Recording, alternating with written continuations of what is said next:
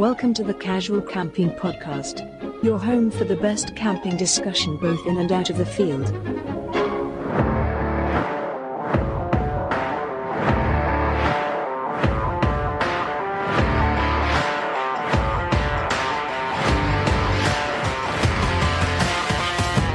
Here are your hosts, Tim and Ade.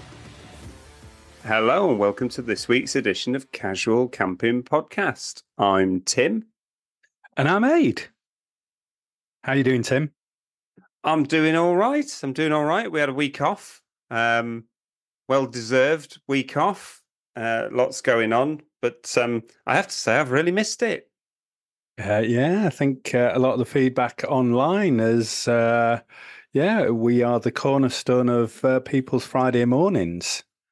Yeah, how nice is that? We've got a few messages going, where are you? Yes. Work is going to be that much slower today. I was like, brilliant.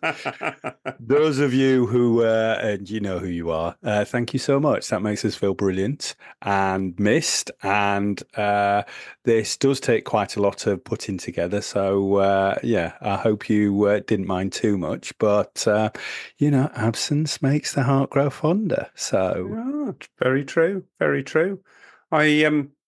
I've got a couple of social media shout outs that kind of came during the week as well. Shall I kind of just jump straight in those? We've got Abby Cadabra. I'm guessing not a real name.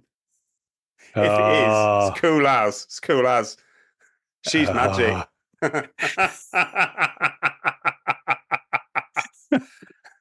What she likes. Ooh, a week off makes you funny. Maybe we should be fortnightly rather than. All right. Fortnightly, Tim. Sorry, I'm going down another rabbit hole there. How did you know that was my nickname?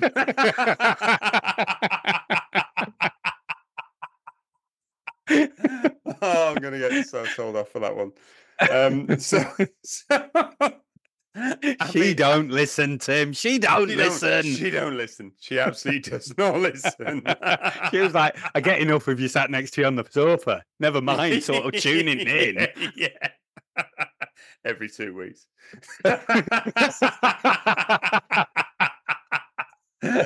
Anyway, Abby Cadabra. I hope your middle name's Sparkles or something like that. She says what she likes most about it is the accents and the amount of equipment you end up buying. This is an expensive podcast, people. Well, it is, but because we're all here because we like camping stuff, we, like the chitter chatter. I like the banter around a campfire and stuff, but we also love the gear. I had a message today. A friend, Mark, hi Mark, said, I'm thinking of getting the Dometic water button tap that you would, and I was like, it's amazing. And he went, oh God, it's in my basket now. Like it was some surprise. It was just like, don't come here expecting me to say no. Yeah, it's not how this works. Our job is just to try and convince you to spend more money on camping stuff. Yeah, if only we could turn that into some money for ourselves. Tim. Oh no, I know. My second one is Christopher Rowe. Hiya, Chris. He says what he likes most about the show is that the two guys are brill. That's probably you and I. We're chilled out talking about camping. I'm a tent person, so I like that. It's more about their tents as well. I'm liking the idea of a hot tent too.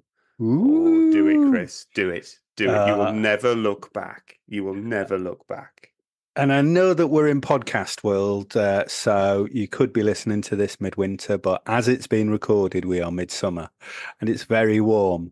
But Chris, you've just sparked that little energy in me that goes, oh, hot tenting when it's freezing outside and you've got a lovely warm tent. And I think that's that's the thing of, there's that aim for the next season that's coming up. Like at Christmas, I get into January, can't help myself but think, oh, there's new gear going to come out this year. Or, start searching for stuff or thinking, right, okay, I need to get a camping in while it's still cold. That's what hot Yeah. tents do. We can survive, and you've shown this in the last year. You can survive if you don't take your hot tent. But how nice does it make it Oh feel? gosh, when we camped in January and I didn't take it, I took the smaller tent. I was fine. I had a lot of layers, but you know what? Nothing beats that, lighting your little tent stove and getting the tent really warm and sitting there in a t-shirt thinking, it's -5 outside. I'm in a Yeah, t-shirt. Let's it's have a martini. Are you allowed to drink martinis, Tim? I know we're off the rum. Yeah, there's an ever-growing list of alcohol Tim shouldn't drink. All I'm saying, listeners, is Tim had some rum and then got the axe and started cutting down green wood. All right. And that was the fire oaky night as well. That So, was, yeah. We're going back some time, but yeah, it was. That was a wild night. That was wild man Tim. So sometimes the wild ones are the best. Create the stories, don't they? They absolutely do. They absolutely do. It's we have a lot of stories. We've had a lot of very cool adventures. It's as have most of our listeners. It's nice on the old Facebook group that people share some of their stories and some of their pictures. It's really nice to see. Find us on Facebook, join the group, join the chats. We're on Instagram and X and YouTube and TikTok. I couldn't remember that one. Tickety-tock. Tickety-tock, me Bob. Well, talking about announcements and various things, so I've got two of my own. So one, I got a little message off the back of our podcast about camping in Wales. Cool. Where Gary, the site that I went and stayed at, said he got a booking off the back of somebody listening to our episode. So we have power, Tim. It is very minute and it can't be used for evil in any way, shape, or form. But it meant somebody's gone to the place that we recommended. So I hope you're listening, cool. whoever that listener is, and I hope you really enjoy it. I know the summer holidays are in the swing. That's really cool. So should we really say with small power comes no responsibility? We're like the weakest superhero going. Unless you've got a campsite, Tim. Unless you've got a campsite. Unless you've got a campsite. Yes, we're camper so, man. If you have a campsite... Can I choose my own name, please? Yeah, you choose your own name. Go on, then. Ooh, you got me thinking. Snow Peak Yeti Man. Yeti Man. The abominable Ed. Much better. I like it. Yeah. Almost seems like he's got a darkness to him, but ooh. Carrying a Yeti though. Yeah. But if there's any campsite owners out there that would like the little sort of casual camping podcast magic, we'll come and stay at your campsite. We're very friendly. We'll come and talk you up. Yeah, we definitely will do. Chat you up. Which we like to do anyway. I mean, I think we're very positive. And off the back of what you were saying about, make good stories and things like that, we're going to Lavoo on the farm in a few weeks' time. We are going to Lavoo on the farm in a few weeks' time. And at the end of this episode, so stay tuned for the whole one, we've got a bit of a surprise for you about Lavoo on the farm. We've got some tickets for you, and we'll tell you at the end of the show, after the Minute Mindfulness, how you can enter into the draw. Yeah, I'm really looking forward to that. One, there seems to be a big squad of people that are turning up that we might know. And yeah, just looking forward to getting in a field with a few friends based around lots of things that we like. Fires, tents, having a mooch Absolutely. around, meeting really friendly people, and it just, it been an event as well. So really, really Yeah. looking forward to that. Well, there's going to be live music. I tell you, it's the last weekend of August. It's the bank holiday weekend. You are not going to get a cheaper camping weekend that bank holiday weekend of August than Lavoo on the Farm. So even if you don't enter and win the tickets, it's cheap to just buy tickets and go. And the beer is £4 a Have you pint. just given away the surprise at the end of this? Oh yeah. Oh no, I think I mentioned it a minute ago. Did you? You went, keep listening because there's a surprise after the minute mindfulness.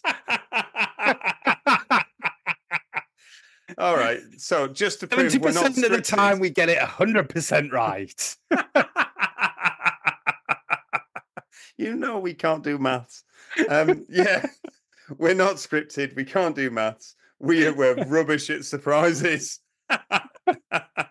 And anyone who entered the last draw will also know we're rubbish at doing draws, but we've got a new way of doing a draw this time. You still need to listen to the end to know how to get in the draw because we're doing it a different way. Oh dear. Oh, God. Brilliant. I missed this, Tim. Why didn't we do this last week? Oh gosh, because we just couldn't. It just wasn't possible last week. It's too much going on. Too much going on.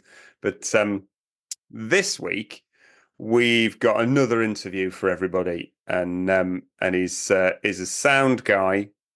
He's called Thom, and he's got a social media account called Off the Beaten Pot, and we're gonna have a bit of a chat with him. And this has been on the cards for weeks. This one, hasn't it, Ed? We asked him weeks and weeks ago, and he's super excited to come on the show. We're big fans of his social media account and all of his reels and his videos and his images and stuff. I'm really looking forward to this. Yeah, I'm really looking forward to it. I've been watching his Instagram posts for a while now, and I think he loves gear as much as we do, but he really gives you a rundown on it in a very, very calm way. I love his voice. I love the stuff that he's got. Some of the kit is really quite unusual. I know kit, and he, I think, trumps me. So looking forward to it. Yeah, cool. Well, let's jump to the interview with Thom off the beaten pot.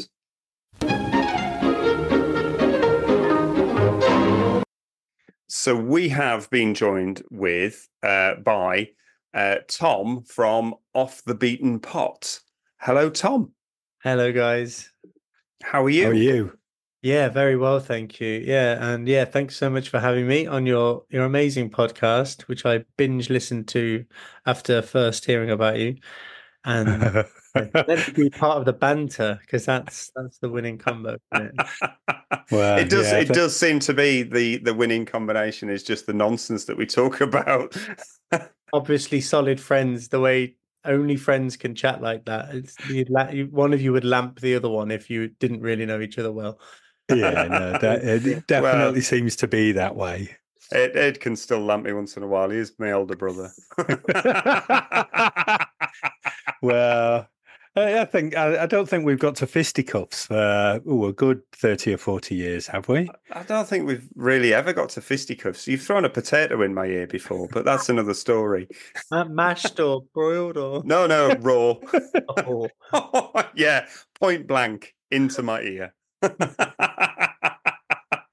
You know how they say there's always three versions to a story? My memory of that is that they were potato skins that weren't eaten after a barbecue. And he fell onto them.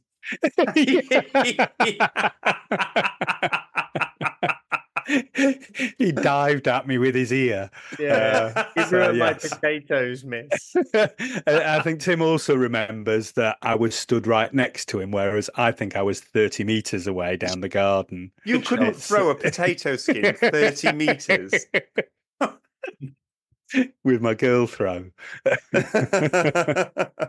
Oh dear. Anyway, we digress. So, Thom, just in case some of our listeners haven't found your fantastic social media account, I mean, I could describe it, but I would butcher it. Tell us what you do. Tell us what you do. Well, so my name's Tom, and I run a channel called Off the Beaten Pot, which initially set out to teach people how to cook proper food in the great outdoors. And I don't necessarily mean take a whole bunch of fresh ingredients with you. I try to be practical with it as well. So it's a mix of dehydrated ingredients, fresh ingredients, all depending on what the occasion is. If you're through hiking, you don't want to be loaded up with sort of like a cool box full of fresh ingredients. So I tried to make it. I basically just my dad was getting a bit jealous of how I was eating when we were going camping on multi-day hikes and asked me how to do it. And then other people started asking me, and I thought, sod it, I'll do it. I'll do videos. Brilliant. And that's started very, very slowly, just learning how to do the YouTube thing and putting it out there. Like, really embarrassed about it. I remember the first video I submitted, I made sure I waited until past midnight because I didn't want anyone to see it, forgetting that the internet is beyond time. So, Yeah. and then it just actually started liking everything about it, the editing process, the filming process, and actually all of the fun things that go around creating the meals themselves. And I'm at the moment just trying to find and drive ahead with more purpose, as much as I can, around sort of having family and job and life path. Yeah. Yeah. I do. I love your feed. I love your feed for a number of reasons. I love the fact that it's real world cooking in the wild and camping. It's stuff you can do. There's a lot of stuff out there. There's a lot of content being made by people doing all sorts of fancy meals out in the wild. And behind the camera, there's an absolute massive camping kitchen and all sorts of equipment and team of people, because there's no way they've carried all of that produce and all of those implements into a wild setting to cook by a waterfall. It's Or there's a car park next to the waterfall. yeah. And there's nothing wrong with that. Like, brilliant. Yeah. Sounds amazing. Yeah, rack up and do it, babe. But I do find there's a lot of accounts out there, and there's also a lot of incredible ones. But where you think it gives you, I guess it's a false goal. Like, you think I'm going to do that, and then it sets you up to fail, then puts you off, then makes you purchase the rip open MRE. And I'd love to see, I know it would never happen, I'm also practical, but I'd love to see the end of single-use plastic pouches for people who go out on the trail or into nature. We've never, up until recently, we never needed that. It's not, convenience kills, like it's not great food for us. And it's generally, obviously, and it's not great for the environment. We all call ourselves outdoorsmen and outdoorswomen. But at the end of the day, if you were made to see the amount of waste we all create when going out onto the trail, we'd think twice. But we can conveniently put it in a trash in a village we pass through, or we can put it in any bin, and it gets sent out the way, and we never see it. So a part of my big part of my reason is to just to reduce the trash. I mean, I can't imagine that. And again, we live in 2024. Even plastics technology has come a long way for these companies that make millions from selling food in plastic packaging. It's a profit choice to not choose a sustainable method or biodegradable form of plastic. And you can argue that, well, we know it's going to stay sealed. And it's like, I just think it's bollocks. I think that companies need to step up, because then the consumer will keep on using it. Or you can have the joy of doing it for yourself and be shown it in a way that is hopefully attainable, that then people can think, you know what, I'm just going to use my paper bag, that recipe I saw on Off the Beaten Pot, and I'll see how it goes. But well, we're hearing that more and more from various people as we go camping. We talk to a lot, and the amount of people that say just sick of single-use stuff. So I offered to make somebody a coffee, and they were like, "Oh, actually, yeah, that's another thing. I don't want one from you," and it made me think as well. So I think we all have that influence of somebody else. I also like the kit that you've got on. So you've been doing some kit reviews of. I've just got on Amazon a spatula that you recommended. The Gerber Complete. Yeah. What a tool. It's phenomenal. Yeah. Don't talk about my brother like that. We've only just met. That's the kind of conversation that we like. You can get the gist for early on. Yeah. Massive tool, but the Gerber's great.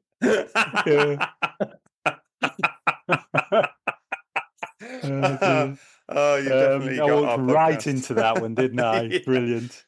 Yeah. So we were talking before coming on here about how much kit do you actually have as well? Is this like a long-standing collection? Do you have a big storage, or You must have a move things on? huge gear shed, because you cook with a wide variety of different items, and you've got all sorts of different pieces of kit. Some not new, some quite old, and is that a collection that's been going for a long time? Relatively, no. I mean, I'd like to say it was for my absolute decades-long love of cooking in the outdoors, but the reality is it's for my massive ADHD hyperfocus. So yeah, maybe that's a big part of it. But some of it's really old, like the Trangia I use, my Trangia 27. That I don't even know how old that is, and I still use that. And then the Mini was just a natural progression from that, and then. Yeah, and also just from trying not to buy new. As well, before I had a kid, I'd go out a lot more, and I've never really, again, well, maybe this is just YouTube that's making me think everyone does this, but everyone seems to have at least 8 tents and 4 sleeping mats and 94. And it's like, well, actually, I've got my tent. I love it. It's not the lightest. It's the Elixir one. It's brilliant. It's a good tent. It is, I think so. But everyone's like, "Oh, that's really heavy." It's like I used to have a canvas Fango, mate. This Yeah, you want to see heavy? Yeah, I've got a few tents that are very heavy. Yeah, this one's made out of canvas, leather, and turtleback. Like, I'm happy with it, And then I've got one sleeping pad, and I've got one sleeping bag, and I don't spend loads of money on random kit. And again, that's another conscious to be less of a consumer. But to answer your question, I've got a reasonable amount of kit, but in terms of, like, I've got one backpack, one set of everything I need. Because I'm not kidding myself. I'm not going to go off to incredibly hot or cold climbs or high altitudes. And if I am, it's only going to be once because I got really lucky. I'll probably hire the gear. So, yeah, I do have a lot of stoves, but also I want to test them out. And at the end of the day, cooking is just, like I've said in a lot of reels and videos, it's just heating stuff up until it's safe. Yeah. If you get a nice flavor out of it, awesome. Yeah. But I think it also helps, with the multitude of things that people can relate a little bit more and go, "Oh yeah, I've got that." We met. I'm going to say we met Ray Mears. We were in Ray Mears' vicinity. We did shake hands. We did get a picture, Tim. Okay, but he swears by the Trangia. He just said more versatile than anything else and more stable. But it's silent as well. That's my key thing. But it's invisible as well, though. He did cook in front of us and did cook a bit of a bushcraft meal and almost set a paper thing above him, about 6 foot above him, on fire, because he had to keep putting his hand in to see if it was actually lit. Test it, yeah. He's just generally incredible, isn't it? As well, if he says Trangia, then you should probably listen to someone like him. But everything's valid. One thing that's happened to me relatively recently is companies have started sending me stuff, cool, which is really quite interesting. I've been sent some absolute pap, and I've been very open with them and said I don't even want to. If I did a video about this, it wouldn't go well for you. So can we move on? And generally people are cool, and I try and give constructive feedback, but just one person with one opinion. But this, like I'm sitting here now, and I've got a stove right next to me because I'm a walking stereotype. Yeah. But this thing, I wanted to hate Stove this in every pocket. Yeah, pretty much. I really wanted to hate this stove, but look at that. That is cool. Well, that's a thing of beauty, isn't it? Oh, Yeah, I've seen that. Yes. I the Lofi. Or Isn't that lo-fi. what we were seeing the other day? Yeah, we were talking about that the other day. It's yeah. because I have a real problem with sort of adapting to new things. You know, like I really fight new things. But then I embrace them when I get like, I'm like, oh, like on this, like, cause I like BioLite do a version where you get pellets or whatever. Yeah. And you can charge your phone. I was like, oh, that's brilliant. Whereas this one's like an anti-BioLite. So you use your phone to power the stove. Yeah. And it's got fans in there. And the level of control is fantastic. And I just thought, oh, well, it's just a weird BioLite. And they sent me this, and I was just like, holy shit! Well, this is actually a game changer. It's a really innovative product that it weighs less than 150 grams. Wow. And it's nice to say and also it burns like sheep poo. So I can say that I made a gourmet meal on Dartmoor using my phone and sheep poo, and everyone would be like, "Eh?" There's a unique selling point. That's a meal for one. Yeah, I can picture the thumbnail as well. But yes, I do have a fair bit of stuff, but I'm also getting better. If I've not used it recently, I'm trying to move it on. But there's some stuff like my Svea 123R or my Optimus 8R, which are just those beautiful rocket ship sounding classic stoves. I can't really bring myself to rid myself of them. No. They're beautiful, and I don't mind beautiful things. Yeah. Well engineered, beautiful pieces of machinery are just fantastic. There's something really quite lovely about them. Really tactile. You kind of want to pick them up and look at them. It's they're just great. They're great. Like having Fred Dibner in your pocket. Just definitely. For our North American listeners, Fred Dibner was a northern chimney. What was his job?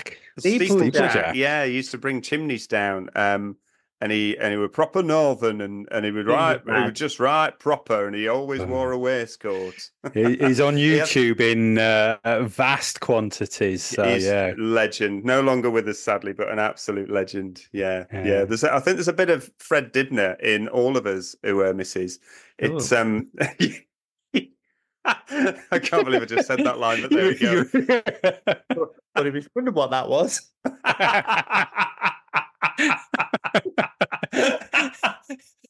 Are you haunted by Fred Dibner, Tim?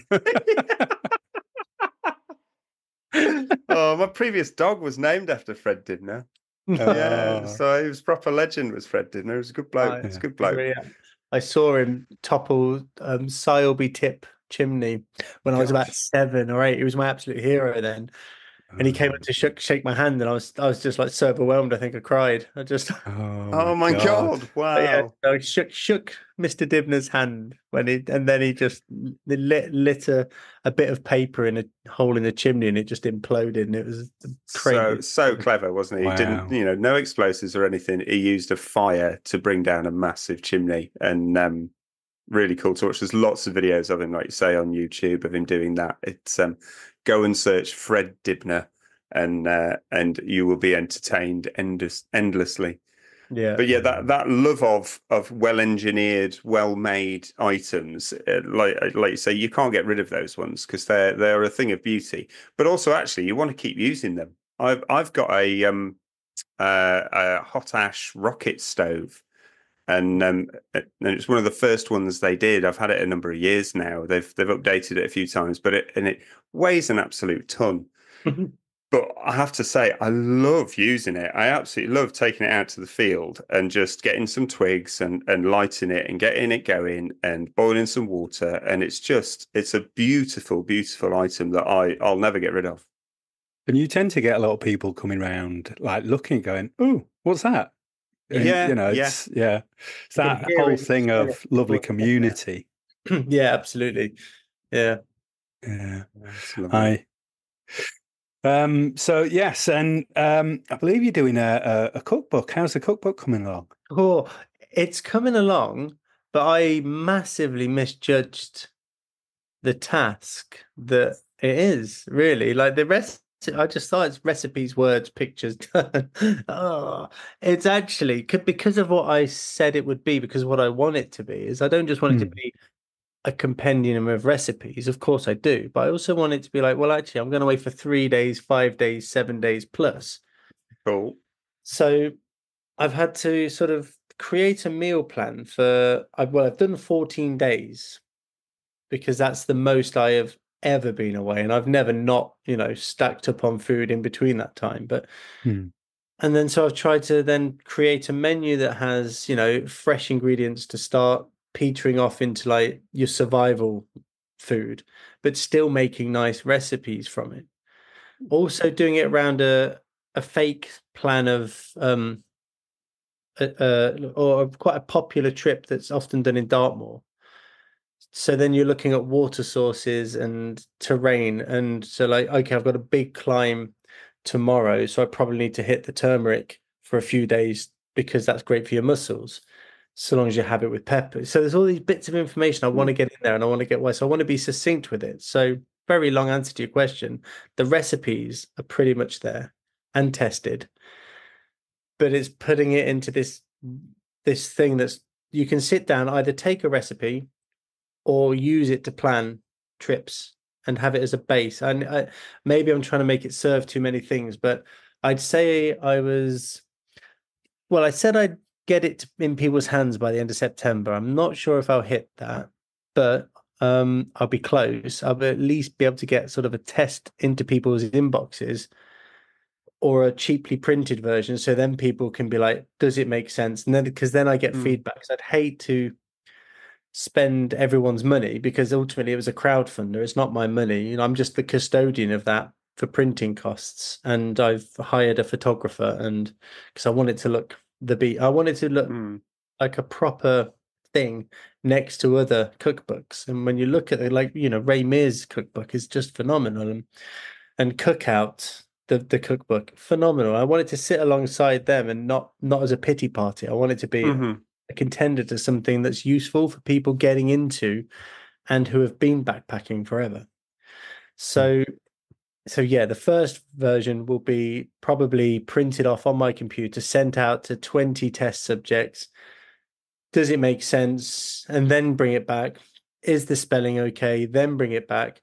Is the format okay? Then bring it back. So yeah, it'll be a few months yet, but it's coming along well, and it's really insightful for my second one. I mean, it sounds incredible to do it in that detail. I think, that sounds like a bestseller. You heard it here first, okay? I like the sound of it. Like you say, it's not just a compendium of recipes. It's actually a tool that you can use in part of your trip planning. Yeah, absolutely. And that's exactly, and that's another reason why I wanted a smaller version, because this is like the big fancy version that you can look at home, take your time, peruse, and then the ultralight version, which is okay, I've the reference in my backpack or the recipe cards. Okay, I'm only going out for 3 days and I choose these 3 recipes. I'm taking these 3 to proof cards, and that's all I need. And they take up no space. And I'm going to slide them in between my Gerber Complete, and then I know where they are and they're done.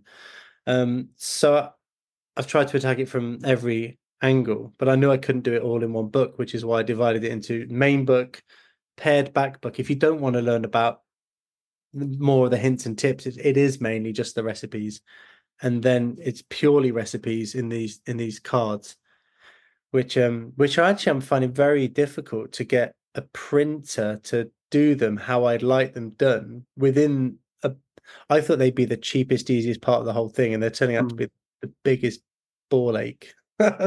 So, but not impossible, but very expensive to actually print, because I'd like them to be sort of, rugged enough waterproof, and I can either, for a reasonable cost, I can have either waterproof or rugged, but I'm not settling for it. So I need to keep working at that. But the beauty of these cars is I can take them straight from the main book, reformat them slightly, and have them as a nice thing. So too worried, but I was surprised. So yeah, it's definitely a learning curve, and one that I was very, very ignorant to.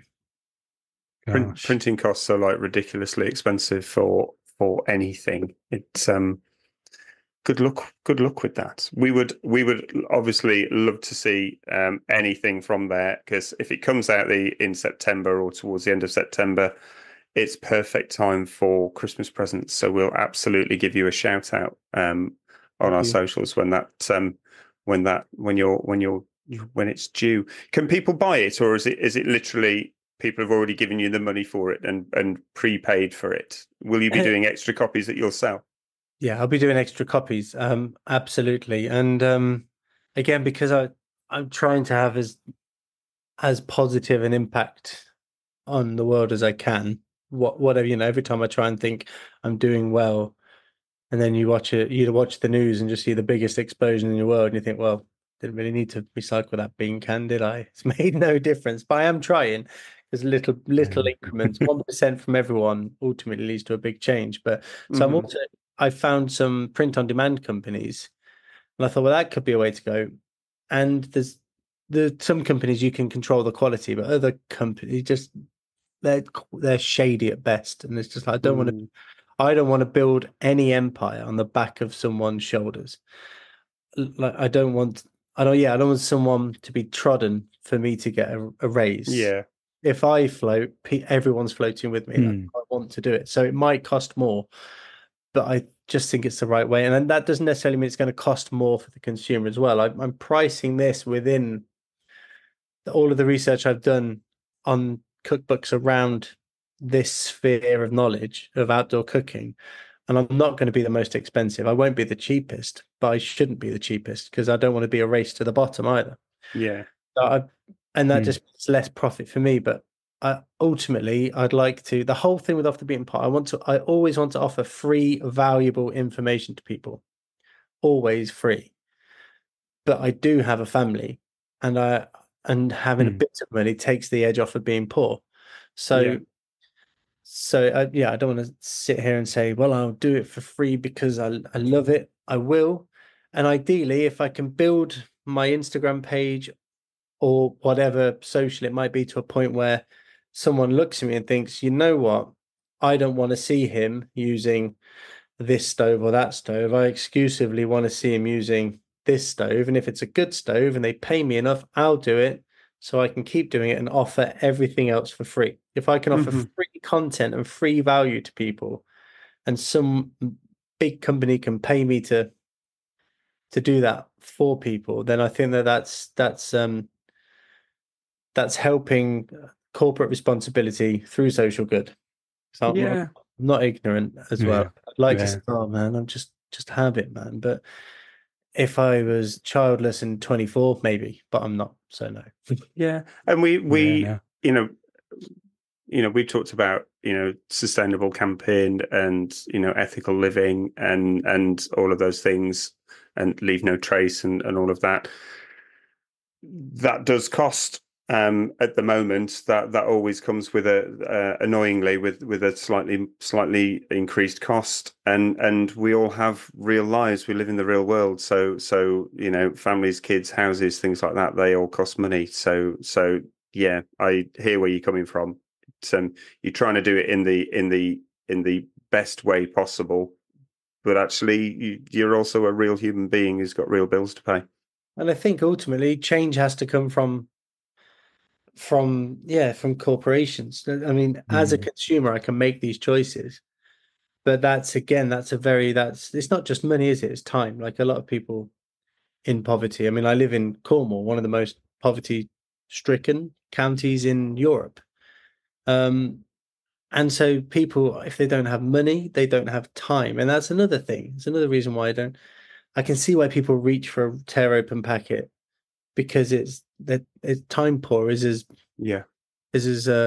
is as terrible as being money poor sometimes. So Mm. yeah, so if things can just, like I say, rising tide floats all ships, and if a big corporation such as Trangia, love you guys, get on board, want to say exclusively Yeah. use the stove and will pay you a bit of money to do it, then Trangia, not that they need pushing, but they're doing a social good. This is such a bad pitch, isn't it? Help me out, guys. Yeah. No, The we thing we is, will help you out. you're very genuine, Tom. You're very earnest, and actually, that's what shines through. This conversation, but actually, that's what shines through all of your content as well. Yeah, it really does. One of the things I like the most is actually it's the way you speak. And your eyebrows are raised. You're really softly spoken, and you just talk about things in a really enthusiastic way, as you've just been doing, and all of your content has kind of got that as a standard through it, and that's what shines out. Because there's lots of people looking at stoves, and there's lots of people looking at this, and there's lots of people looking at that. Your feed shone out to both Ade and I, because actually the way you do it is very different to anybody else's. The delivery is it's just very, very, very calm and just, I don't know, there's something you've got something different. You've got something very different. It's Oh, thank you very much. And when I look back at it in the editing suite, I'm always just like, I look so pissed off. And because I just try to think, I'm just trying to be succinct and remember what I'm saying. And I think I'm quite softly spoken generally anyway. But when I look back and I think, do I even want to be here? Like, so I'm watching my videos, I'm like, oh, it's just a stove. And honestly, it is the thing that keeps me watching, and just really the tone, the earnestness, that I really trust what you're saying about what you're talking about. So thank you. yeah, so it's much. working for you. So yeah, keep doing it. It's don't change. Don't get all excited about it. I tried once and no. I didn't put a video out for 7 months. I was just knackered. Just tried to be Peter McKinnon. I was like, oh, I can't do this. Not handsome enough for this. Oh god. So what is we're going to ask you some simple questions, I suppose. What do you really like to cook? Because you're cooking all sorts of stuff, and you've already answered the question of what your favorite stove is, Trangia, if you're listening. So what do you actually really like to cook? What's your favorite sort of camping meal? So simple, lazy, but not crap. I really can't stress that. I don't, I can cook well. Like, I don't know if you've seen the video where I cooked a whole Sunday roast on a Trangia. Yeah, I did see that. I can do it, but I don't want to be doing it. Like, I want to do it to know what is possible, and then I'll take that back a little bit. So let's say that I'm out for a few days. One of my favorite things to eat and cook and prepare at the moment is the piti panna, which is sort of hash dish from Scandinavia. And it's all fresh ingredients apart from the pickled beetroot, which you could argue is fresher than dehydrated. And there's an egg, and it's just it in the autumn and winter, it's really hearty and warming, and just it sits with you all night in the tent. But also in the summer, just add a splash of coriander in there, and you've almost got this nice summer hash as well. So I've been loving that recipe at the moment, and it's really simple. It's full of fresh ingredients, and anyone can make it. So even Adrian could make that. Yeah, so simple. In the competition between me and Tim, Tim's got to beat my leg of lamb that I did last time. So Tim's got to come up with something for the next one, I think. The rest is cheap. Ade is the camp chef of the two of us. I tend to go with what is easiest and not always necessarily the most nutritional. Tends to be about calories and not necessarily what tastes the best when I'm doing Tim, stuff. you need a book. I yeah. So guess what someone's getting for Christmas? Yeah. Ray Mears cookbook.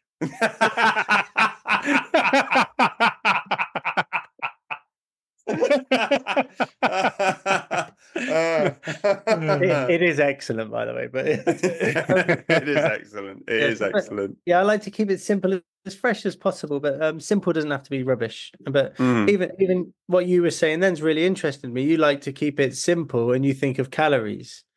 And so yeah, but why not? But if you can keep it simple, and sometimes it's really simple, like I want to keep it simple and add calories, but just by adding some sort of chipotle chili flakes and a grating of cheese, you've cooked outdoors, and it's been all frying up a rasher of bacon and chopping that and sprinkling that in, or a fresh herb. Yeah.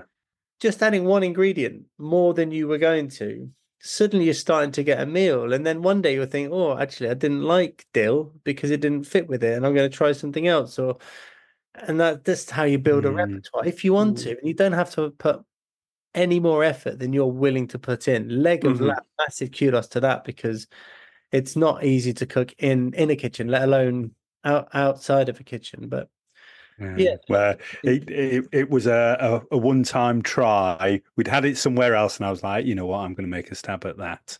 And I think that's the thing that just went, oh, actually, the world is, camping can be more than hot dogs and burgers, which sometimes is great, and I love a nice burger, but actually just doing something else, really. And actually, it wasn't difficult, was it? I mean, you did it. It was less messing about than a burger did. We just put it in a pot and controlled the heat. Yeah, it was just in a Dutch oven, and it did itself. It was amazing. I mean, you did loads of other stuff as well. You had pita breads and all sorts of fresh stuff to go with it. It was awesome.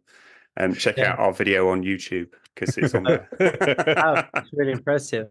But you've hit upon something there. Like you said, like it's not just burgers and hot dogs, but also a big part of eating outdoors for me is sentiment. Like there's nothing tastes of the best holidays I've ever had as a child more so than tinned new potatoes with a bit of mint sauce on. Have them at home. It's just you've given up. I have them in a tent, and it's just so nice. I just remember my dad opening a tin of potatoes, cooking them up in the water in the tin, draining it out, a knob of margarine, and stirring in some mint sauce, and just think. Wow. And that sort of thing, like, not only does cooking outdoors give you a tangible waypoint to what you were doing at the time or the view you were looking at, because it comes with so many senses. It comes with like heat. You're using your brain in a way, even if it's just pouring lentils into a thing, adding water and a bit of tomato paste and letting it fizzle. Is that the anticipation and the wait and a little bit of care and looking up? If I remember the meal, I remember the place. And if I remember the place, I remember the meal. But any rip open pack, couldn't tell you. So not only does I find that it holds me in a place in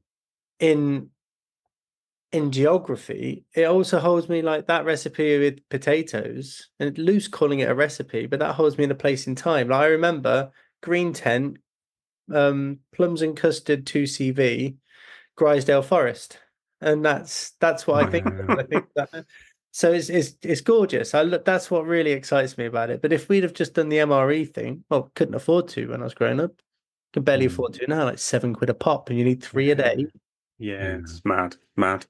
Yes, it's what I love about cooking outdoors is it's a tangible thing to take you back in your mind. Like one day when my marbles are truly dripping out of my ear, I think I remember some of the meals I had on by lakes and yeah.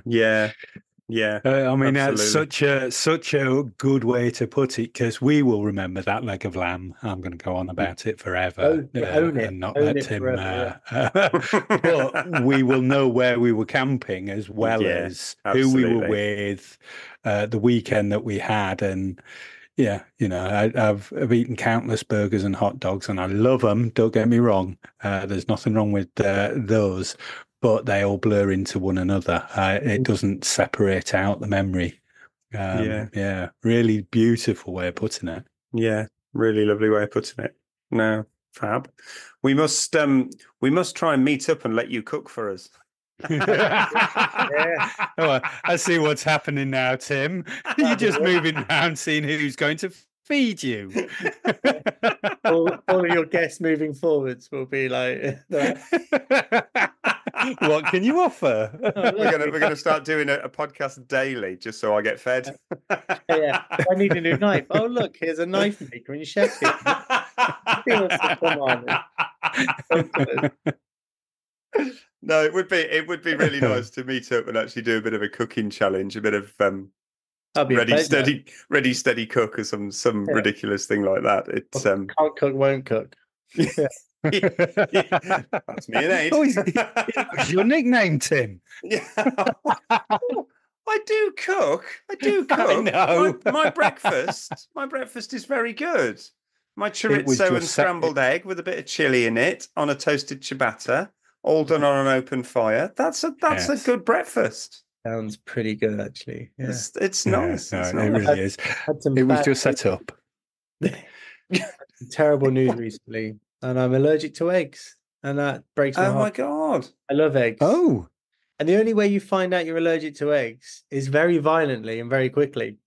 So Gosh. one day you'll oh be my like, gosh. eggs, and the next day you'll be like, no, it's just like, because I can't even tell you how much I love eggs, and I'm not ready to give up on them yet. So I'm on this thing called an egg ladder, which isn't as fun as it sounds. So you have egg in a very quick form, and they get less and less cooked until I can try. So hard boiled eggs is about my limit at the moment, whereas before even that was sending me off. Gosh. And so I tried really bad. I would need to time as well. So I tried an omelette before getting in a car to drive to Bristol, and had to have a very emergency stop in IKEA in Exeter. Oh God. I would say that was a photo finish, that one. But I have to be careful, and it's really, really sad because I love eggs and I use them a lot, or used them a lot. So I need to be careful. But Gosh. no Oh my god. Yeah. Yeah. The powdered egg. Have you tried powdered eggs? Do they? not yet. I'm a bit. Yeah, not yet. No. So I'm just learning about it at the moment. It's just a pain in the ass, literally. Wow. Yeah. Yeah. Yeah, it's really tough. So our dad, we grew up in a bakery, and the amount of people that go, "Oh, I've given up bread and I've done this," and I was like, just doesn't compute to me. If I had to give up bread, I'd be like, what do I do? Because it's just the cornerstone of Oh, more or God. less every single meal I have, and butter, and lots of other things that I shouldn't do. But Yeah. Well, stuff that's been a cornerstone, you could argue, within human civilization. I mean, like yes, bread has been around since we worked out rocks, ground corn, and you could eat it. Yeah. yeah. The Vikings invented butter because it travels well, So it's like these things have been around for ages. There's a reason we like them. Yeah. Yeah. We literally we lived above the bakehouse growing up, so the smell of bread takes me straight back to being a kid. And one of my fondest memories is like on a Saturday morning, you'd eventually wake up and you'd go down to the bakehouse just as sort of bread cakes are coming out, and they'd be warm, and you'd just have one, and you put some butter in it, and you'd just eat that, and it's just like the best tasting bread you've ever had in your life. I can imagine. Yeah, just great, absolutely great. Yeah, it really is good. And sausage rolls. So our dad was a proper baker, so he baked all of his own produce, his pork pies, his sausage rolls, and absolutely everything. A lot of bakeries used to bring them in from other places. So the house always smelt of one kind of savoury goodness or another. It was just like amazing. Lovely. Yeah, I'm salivating now. Yeah, I'm hungry. Yeah. Well, thank you so much for joining us. We will look out eagerly for the launch of the book, and good luck with that, Tom. Thank you for joining us. It's been lovely to. We've been watching you for quite a while, so it's nice to finally meet, and it's been lovely to talk. Yeah, thank you very much, and I'll take your addresses and I'll send you some of these I got. Oh yeah. Tom's got what I've been trying to sort out for us. He's got embroidered patches, which I'm trying to sort out for us with our logo on, but he's beaten us to it and has sent me the link of where he got them done. So they're really, yeah. As in the quality. I'm not internet's going. Yeah, the quality is great, and I recommend them if you can. Keep an eye out, listeners, because they will be coming soon. They will be coming soon. But send us the details over of the book when it's out, so that people can we can share the link and things, and we'll do a bit of promotion for you, because it's good to share the love. I will do it, and I was going to offer you to as a way of saying thank you for having me on this podcast, because I've enjoyed it for a long time, and to be asked to be on it is really, really humbling. But if I will make a recipe specific for you guys, so that your listeners and yourselves can give it a try. That'd be fab. If you tell me what you want, you don't have to go exactly, but if you think, well, how would we do this? I'll give you a trail version, and then it would just be for you and your listeners and whoever else finds your podcast, exclusive recipe for you. Cool. That's very cool. That's very cool. I think Ade is somehow paused in the depths of internet land. I just thought he was really intently listening. I thought, God, he's really involved in it. No, he's just frozen. No, he's just gone. I don't know where he is. It's he seems to have disappeared off. That would be really. Oh, he might be back. Asked to unmute. I don't know what he's doing. He seems to have disappeared and come back again. If he comes back, laugh like we've just had a really big in-joke. But I don't know. He seems to be struggling. Are you there? I heard that. Tim, and that is the secret to my internet, I'm afraid. A successful beef Wellington on the trail, but don't tell anyone else that.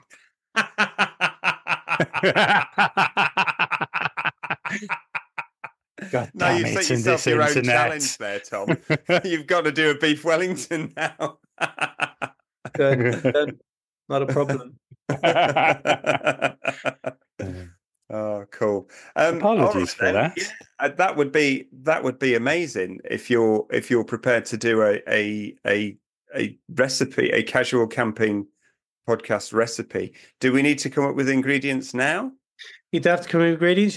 You can just say you can be something as little as a chicken dish, or you can say, actually, I've always wanted to cook something specific that you've never considered on the trail, but you think, actually, Tom, I really want to try this while I'm on a hill, and I'll adapt it for you. Or you can put it out to your listeners on Instagram. You can do a poll, and then one that you like most, I will think of creating.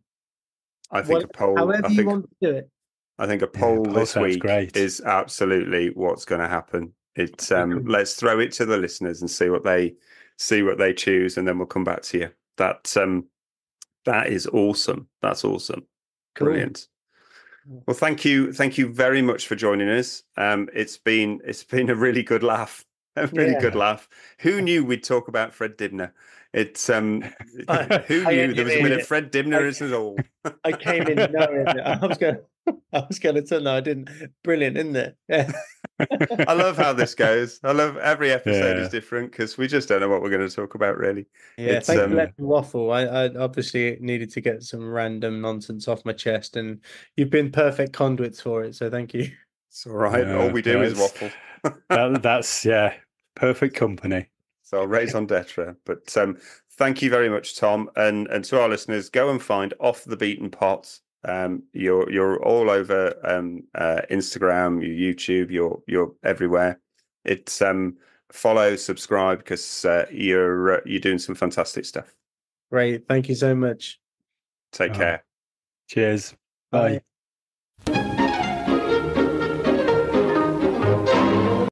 How cool was that? He was awesome. Thom, well, he was exactly how he is on his videos. And I think that's the thing that comes across. Genuine people doing lovely stuff. And I'm really excited about doing that poll now. Yeah. What are we going to get him to? Yeah. That came out of nowhere. But yeah, what are we going to get him to write a recipe on? So let's do a poll this week. We'll throw it out to the listeners. We'll put some choices on there, and we'll have a think about that and figure out. And then when you guys pick what it is, we'll send it through to Thom. And his parting comment to us off recording was test him. He wants to be tested. So let's come up with something a little bit complicated, shall we? Yeah. I think this is it, Tim. Where you said that came out of nowhere. Thom was prepared. He's a little bit more professional than we are. Yeah, he was a cool guy. No, that was. I hope everybody enjoyed that as much as we did having a chat with him. It's and do go and find his social media pages on Off the Beaten Pot, because it's really good viewing. It's really good viewing. Yeah. You will binge watch a lot of them, I'm sure. Shall we go to a minute mindfulness? Yeah. Not that I think I need it, but people might be out there somewhere listening to us wherever, going to work, and it's always nice to have a bit of take you back to nature. Welcome to the Casual Camping 1 Minute Mindfulness. Let the sounds of the outdoors take you back to the camping field.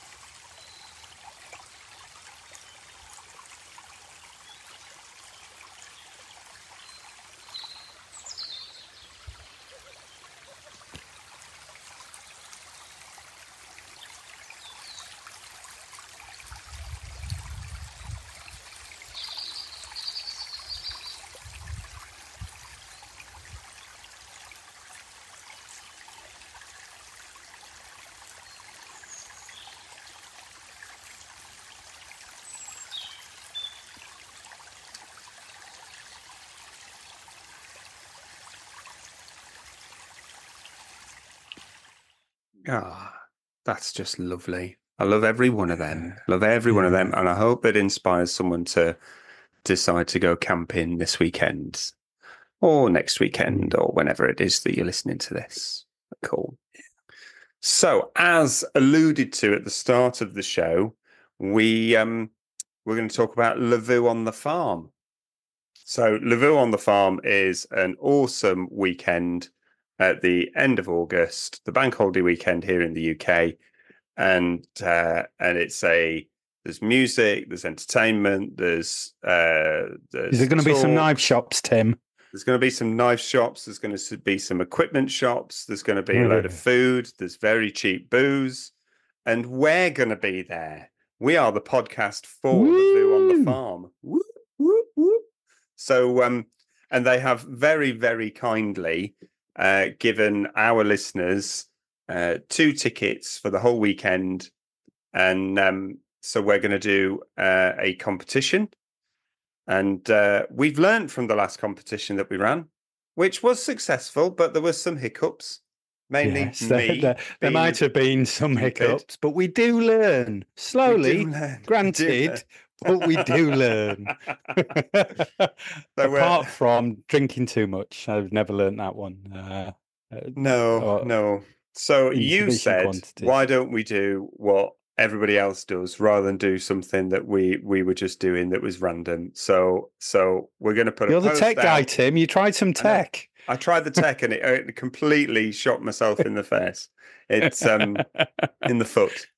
Shot myself in the face, foot. And either way, I shot myself. I love the way that you just butcher any kind of saying.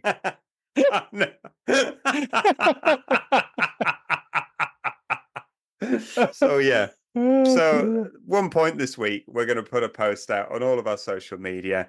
Comment on there, tag someone in that you want to take with Lavu on the farm, and we will then, at the closing date, we'll take all of those names, all of those people who've commented, and we are literally going to put them all on a piece of paper, and we're going to put them in a hat, and we're going to record us drawing one from a hat. We're going to go old school. And then there's no tech involved. Old school. So, but yes. Yeah. So look out for that post. Look out for the poll so that we can get Thom doing a recipe for us. And above all else, stay casual, everybody. Have a good weekend. Have a good week. I've been Ade. I've been Tim.